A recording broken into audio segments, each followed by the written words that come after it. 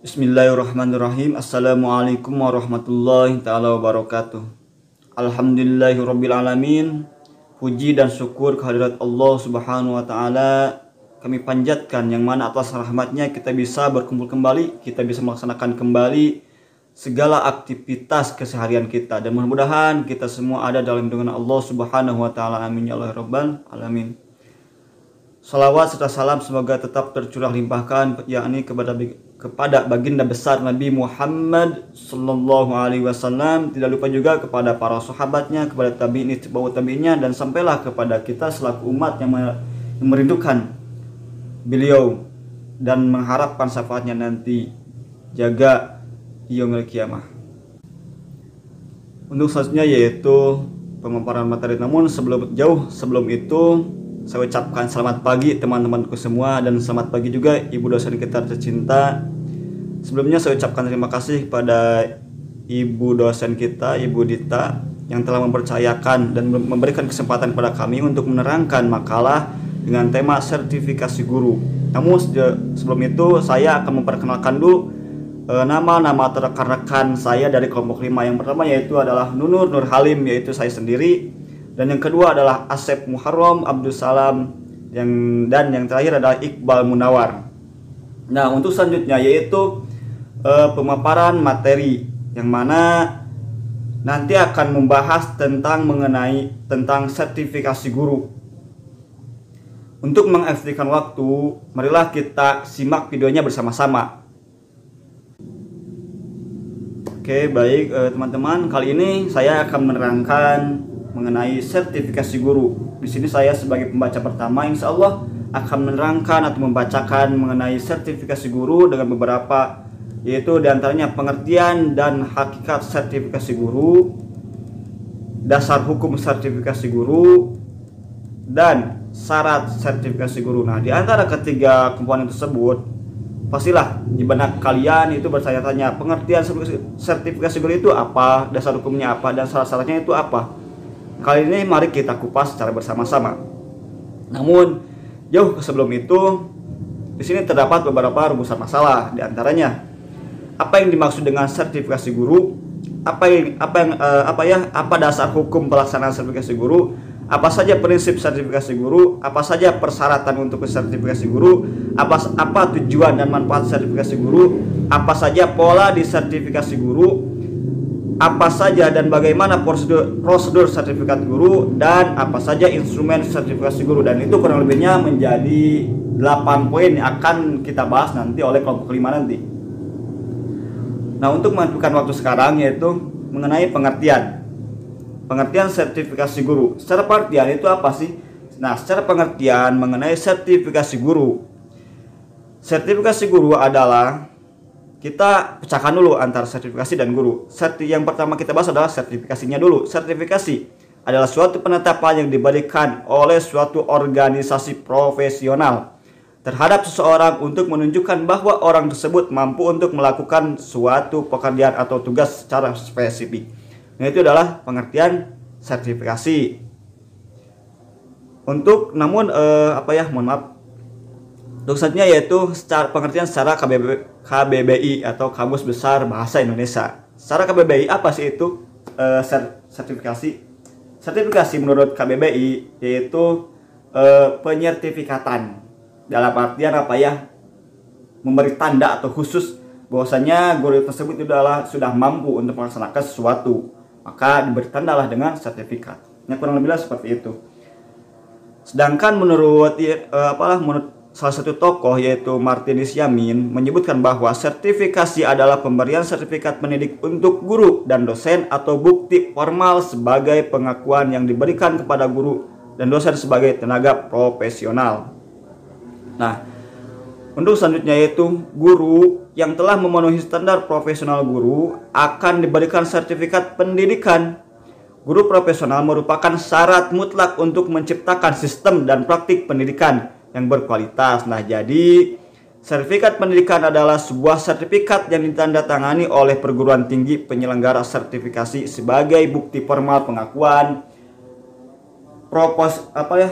profesionalitas guru yang diberikan kepada guru sebagai tanda profesional. Nah, mungkin itu adalah sepintas mengenai pengertian sertifikasi guru. Nah, untuk selanjutnya yaitu sertifikasi profesi guru. Apa itu sertifikasi profesi guru?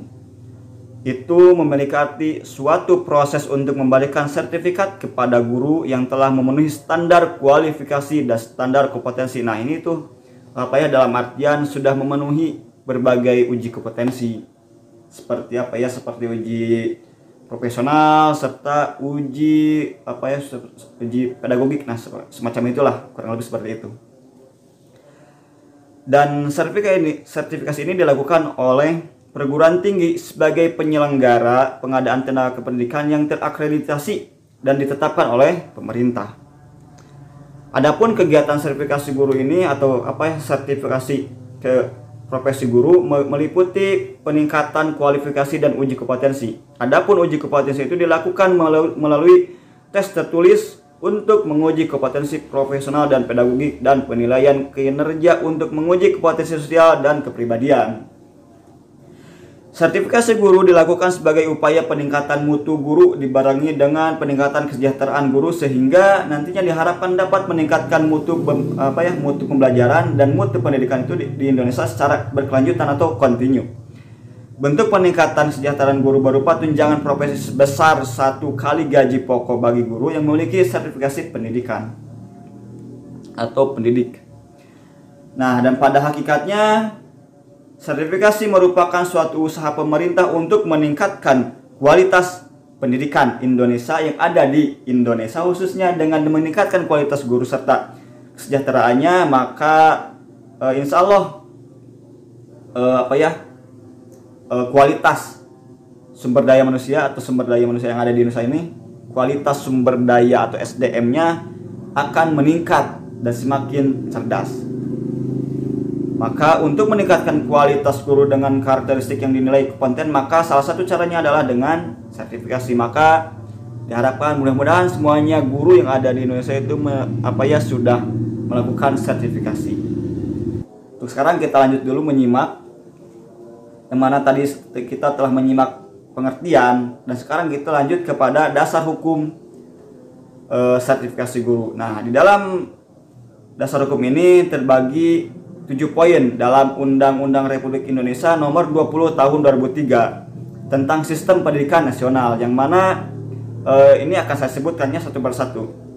Di antaranya, 1. Undang-Undang Republik Indonesia Nomor 14 Tahun 2005 tentang guru dan dosen. Dan poin kedua adalah Peraturan Pemerintah Republik Indonesia Nomor 19 Tahun 2005 tentang Standar Nasional Pendidikan. 3. Peraturan Menteri Pendidikan Nasional Nomor 16 Tahun 2005 tentang Standar Kualifikasi dan Kompetisi Pendidikan. Untuk selanjutnya yaitu poin keempat, Fatwa atau Pendapat Hukum Menteri Hukum dan Hak Asasi Manusia Nomor 1 UM-001-02/253. Adapun poin nomor 5 yaitu Peraturan Menteri Pendidikan Nasional Nomor 18 Tahun 2007 mengenai sertifikasi bagi guru dan jabatan. 6. Peraturan Menteri Pendidikan Nasional Nomor 40 Tahun 2007 tentang sertifikasi pendidikan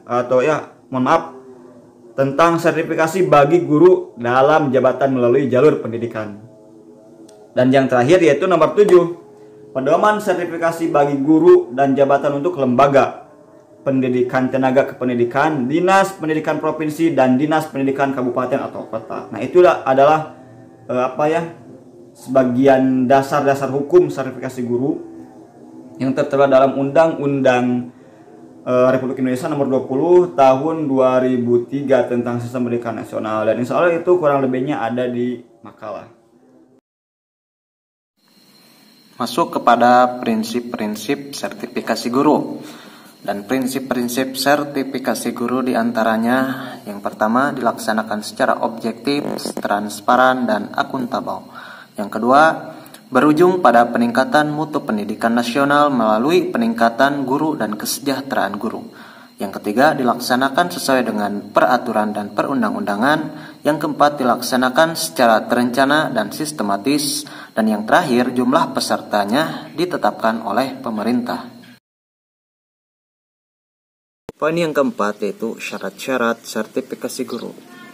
Syarat-syarat sertifikasi guru persyaratan ujian sertifikasi dibedakan menjadi dua, yaitu persyaratan akademik dan non-akademik. Adapun persyaratan akademik adalah sebagai berikut. Yang pertama, bagi guru TK atau RA, kualifikasi akademik minimum D4 atau S1 latar belakang pendidikan di bidang PAUD, sarjana kependidikan lainnya, dan sarjana psikologi. Yang kedua, bagi guru SD atau MI, kualifikasi akademik minimum D4 atau S1 latar belakang pendidikan tinggi di bidang pendidikan SD atau MI, pendidikan lain atau psikologi. Yang ketiga, bagi guru SMP atau MTS dan SMA atau MA atau SMK, kualifikasi akademik minimal D4 atau S1 latar belakang pendidikan tinggi dengan program pendidikan yang sesuai dengan mata pelajaran yang diajarkan. Yang keempat, bagi guru yang memiliki prestasi istimewa dalam bidang akademik dapat diusulkan mengikuti ujian sertifikasi berdasarkan rekomendasi dari kepala sekolah, dewan guru, dan diketahui serta disahkan oleh kepala cabang dinas dan kepala dinas kependidikan. Dan persyaratan non-akademik untuk ujian sertifikasi dapat diidentifikasi sebagai berikut. Yang pertama, umur guru maksimal 56 tahun pada saat mengikuti ujian sertifikasi. Yang kedua, prioritas keikutsertaan dalam ujian sertifikasi bagi guru didasarkan pada jabatan, fungsional, masa kerja, dan pangkat atau golongan. Yang ketiga, bagi guru yang memiliki prestasi istimewa dalam non-akademik dapat diusulkan mengikuti ujian sertifikasi berdasarkan rekomendasi dari kepala sekolah, dewan guru, dan diketahui serta disahkan oleh kepala cabang dinas dan kepala dinas kependidikan. Yang keempat, jumlah guru yang dapat mengikuti ujian sertifikasi di tiap wilayah ditentukan oleh Ditjen PMPTK berdasarkan prioritas kebutuhan. Yang kelima, ada tujuan dan manfaat sertifikasi. Secara umum, tujuan sertifikasi guru adalah untuk meningkatkan mutu dan menentukan kelayakan guru dalam melaksanakan tugas sebagai agen pembelajaran dan mewujudkan tujuan pendidikan nasional dan meningkatkan kompetensi peserta agar mencapai standar kompetensi yang ditentukan. Nah, secara khusus program ini bertujuan sebagai berikut. Yang pertama, meningkatkan kompetensi guru dalam bidang ilmunya, memantapkan kemampuan mengajar guru, menentukan kelayakan kompetensi seseorang sebagai agen pembelajar sebagai persyaratan untuk memasuki atau memangku jabatan profesional sebagai pendidik, mengembangkan kompetensi guru secara holistik sehingga mampu bertindak secara profesional, meningkatkan kemampuan guru dalam kegiatan penelitian dan kegiatan ilmiah lain, serta memanfaatkan teknologi komunikasi informasi untuk kepentingan pembelajaran dan perluasan wawasan. Adapun manfaat ujian sertifikasi guru dapat diberikan sebagai berikut. Yang pertama, melindungi profesi guru dari praktik-praktik yang tidak kompeten yang dapat merusak citra profesi guru. Kedua, melindungi masyarakat dari praktik-praktik pendidikan yang tidak berkualitas dan profesional. Yang ketiga, menjadi wahana penjaminan mutu bagi LPTK dan kontrol mutu dan jumlah guru bagi pengguna layanan pendidikan. Yang keempat, menjaga lembaga penyelenggara pendidikan atau LPTK dari keinginan internal dan tekanan eksternal yang menyimpang dari ketentuan-ketentuan yang berlaku. Dan yang kelima, memperoleh tunjangan profesi bagi guru yang lulus ujian sertifikasi. Dan poin keenam, ada pola sertifikasi guru. Sertifikasi guru atau Sergur tahun 2016 dilaksanakan dengan pola portofolio atau PF dan pendidikan dan latihan profesi guru atau PLPG untuk guru yang diangkat sebelum 30 Desember 2005. Sedangkan pola sertifikasi guru pendidikan profesi guru atau SGPPG diperuntukkan bagi guru yang diangkat sejak 31 Desember 2005 sampai dengan 31 Desember 2015. Sedangkan untuk guru yang diangkat tahun 2016 melakukan pola sertifikasi pendidikan profesional guru atau PPG. Yang pertama ada portofolio sertifikasi guru. Portofolio adalah bukti fisik atau dokumentasi yang menggambarkan pengalaman berkarya, kreasi, dan prestasi yang dicapai oleh seorang guru dalam menjalankan tugas profesi dalam interval waktu tertentu. Adapun fungsi portofolio dalam sertifikasi guru dalam jabatan adalah A. Sebagai wahana guru untuk menampilkan dan atau membuktikan unjuk kerjanya yang meliputi produktivitas, kualitas, dan relevansi melalui karya-karya utama dan pendukung. B. Informasi buta dalam memberikan pertimbangan tingkat kelayakan kompetensi seorang guru bila dibandingkan dengan standar yang ditetapkan. C. Dasar menentukan kelulusan seorang guru yang mengikuti uji sertifikasi layak mendapatkan sertifikasi pendidik atau belum. Dasar memberikan rekomendasi bagi peserta yang belum lulus untuk menentukan kegiatan lanjutan sebagai representasi kegiatan pembinaan dan pemberdayaan guru. Dan adapun berdasarkan peraturan Menteri Pendidikan Nasional RI nomor 18 tahun 2007 tentang sertifikasi guru dalam jabatan, maka ada komponen-komponen portofolio yang dijadikan sebagai pedoman dalam menilai aktivitas seorang guru sebagai berikut. A. Kualifikasi akademik. B. Pendidikan dan pelatihan. C. Pengalaman mengajar. D. Perencanaan pembelajaran. E. Penilaian dari atasan dan pengawasan. F. Prestasi akademik. G. Karya pengembangan profesi. H. Keikutsertaan dalam forum ilmiah. I. Pengalaman organisasi di bidang pendidikan dan sosial. Dan J. Penghargaan yang relevan dengan pendidikan. Di sini saya akan meneruskan tentang materi pola sertifikasi guru, di mana poin yang kedua yaitu tentang PLPG, pendidikan dan latihan profesi guru. PLPG. Nah, PLPG merupakan pola sertifikasi dalam bentuk pelatihan yang diselenggarakan oleh rayon LPTK untuk memfasilitasi terpenuhinya standar kompetensi guru peserta sertifikasi. Nah, perkuliahan dilaksanakan untuk penguatan materi bidang studi, model-model pembelajaran, karya ilmiah, workshop dilaksanakan untuk mengembangkan, mengemas perangkat pembelajaran dan penulisan karya ilmiah. Pada akhir PLPG dilaksanakan uji kompetensi, biasanya dilaksanakan dalam waktu 10 hari. Nah, yang selanjutnya, peserta PLPG terdiri atas guru dengan pola portofolio yang berstatus MPLPG atau tidak lulus verifikasi portofolio. Yang selanjutnya, sertifikasi pola PLPG dan peserta yang tidak lulus atau tidak menyelesaikan sertifikasi atau PLPG tahun sebelumnya. Nah, tujuan PLPG adalah yang pertama, meningkatkan kompetensi dan profesionalisme guru. Yang kedua, memantapkan penguasaan dan kemampuan guru dalam mengimplementasikan kurikulum 2006 dan 2013. Yang ketiga, menentukan kelulusan guru peserta sertifikasi. Poin yang ketiga yaitu SGPPG adalah sertifikasi guru melalui pendidikan profesi guru.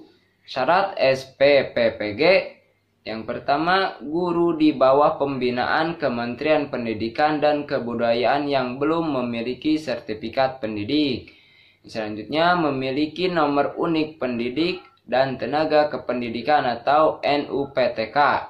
Yang selanjutnya, memiliki kualifikasi akademik sarjana atau S1 atau diploma 4 dari perguruan tinggi yang memiliki program studi yang terakreditasi atau minimal memiliki izin penyelenggaraan.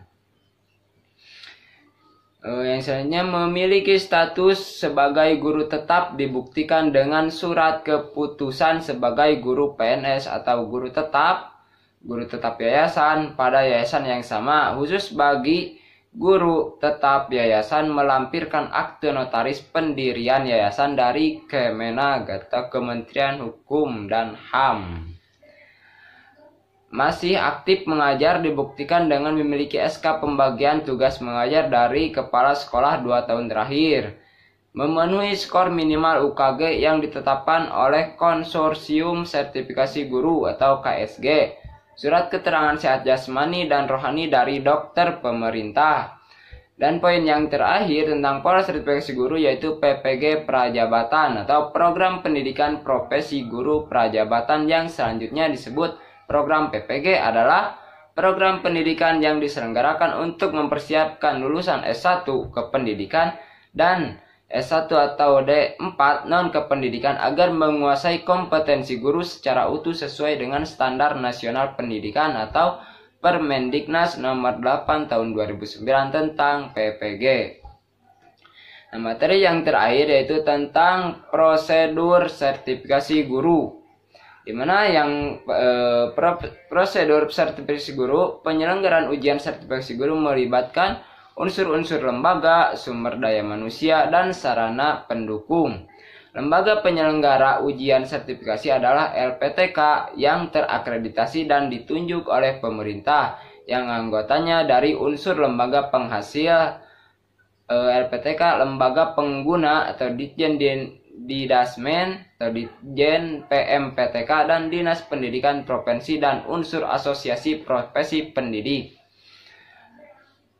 Adapun prosedur dalam penyelenggaraan ujian sertifikasi yang diselenggarakan oleh Ditjen PMPTK adalah sebagai berikut. Yang pertama, mempersiapkan perangkat dan mekanisme ujian sertifikasi serta melakukan sosialisasi ke berbagai wilayah, misalkan provinsi, kabupaten, atau kota. Yang kedua, melakukan rekrutmen calon peserta ujian sertifikasi sesuai dengan persyaratan yang telah ditetapkan, baik persyaratan administratif, akademik, maupun persyaratan lainnya. Yang ketiga, memilih dan menetapkan peserta ujian sertifikasi sesuai dengan persyaratan, kapasitas, dan kebutuhan. Yang keempat, mengumumkan calon peserta ujian sertifikasi yang memenuhi syarat untuk setiap wilayah. Yang kelima, melaksanakan tes tulis bagi peserta ujian sertifikasi di wilayah yang ditentukan. Yang keenam, melaksanakan pengadministrasian hasil ujian sertifikasi secara terpusat dan menentukan kelulusan peserta dengan ketuntasan minimal yang telah ditentukan. Yang ketujuh, mengumumkan kelulusan hasil tes ujian tulis sertifikasi secara terpusat melalui media elektronik atau media cetak. Nomor 8, memberikan bahan IPKG 1, IPKG 2, instrumen set appreciation da portfolio, format penilaian atasan, dan format penilaian siswa kepada peserta yang dinyatakan lulus tes tulis untuk persiapan uji kinerja. Yang kesembilan, melaksanakan tes kinerja dalam bentuk real teaching di tempat yang telah ditentukan. Yang ke-10, mengadministrasikan hasil uji kinerja dan menentukan kelulusannya berdasarkan akumulasi penilaian dari uji kinerja, self-appraisal portofolio dengan ketuntasan minimal yang telah ditentukan. Yang ke-11, memberikan sertifikat kepada peserta uji sertifikasi yang dinyatakan lulus. Nah, lumayannya banyak juga penyelenggaraan ujian sertifikasi atau prosedur yang menyelenggarakan ujian sertifikasi. Yang selanjutnya yaitu prosedur atau kerangka pelaksanaan sertifikasi kompetensi guru baik untuk lulusan S1 kependidikan maupun lulusan non kependidikan dapat dijelaskan sebagai berikut. Yang pertama, lulusan program sarjana kependidikan sudah mengalami pembentukan kompetensi mengajar atau PKM. Yang kedua, lulusan program sarjana non kependidikan harus terlebih dahulu mengikuti proses PKM atau pembentukan kompetensi mengajar. Yang ketiga, program penyelenggaraan PKM dipersyaratkan adanya status lembaga LPTK yang terakreditasi. Yang keempat, peserta ujian kompetensi yang telah dinyatakan lulus. Kelima, peserta uji kompetensi yang berasal dari guru yang sudah melaksanakan tugas dalam interval 10-15 tahun. Selanjutnya, yaitu tentang prinsip uji kompetensi guru diselenggarakan secara konferensi, terbuka, kooperatif, bertahap, dan mutakhir. Nah, konferensi maksudnya adalah bahwa penyelenggara ujian kompetensi perlu dilakukan secara utuh, mencakup ranah dan standar yang berlaku pada masing-masing studi. Terbuka adalah uji kompetensi yang diselenggarakan dengan fleksibilitas pilihan profesi, materi uji, proses, dan waktu pelaksanaan ujian. Terus kooperatif adalah terbukanya kerjasama baik antara lembaga penyelenggara uji kompetensi dan lembaga yang melakukan pembentukan kemampuan antara lembaga uji kompetensi dan lembaga lain yang mempunyai fasilitas untuk uji kerja terkait. Nah, selanjutnya bertahap adalah bahwa peserta yang menempuh uji kompetensi secara bayan demi bagian sesuai dengan kesiapannya. Dan yang terakhir yaitu mutakhir. Nah, apa itu mutakhir? Mutakhir adalah bahwa peserta yang telah mendapat sertifikasi kompetensi harus mengikuti uji kompetensi baru apabila tidak melaksanakan tugas dalam bidangnya selama minimal 10 tahun atau adanya tuntutan kinerja baru sesuai perkembangan iptek, seni, dan tuntutan dunia kerja. Nah, demikian materi yang dapat saya sampaikan. Selanjutnya saya serahkan kepada moderator. Assalamualaikum warahmatullahi wabarakatuh.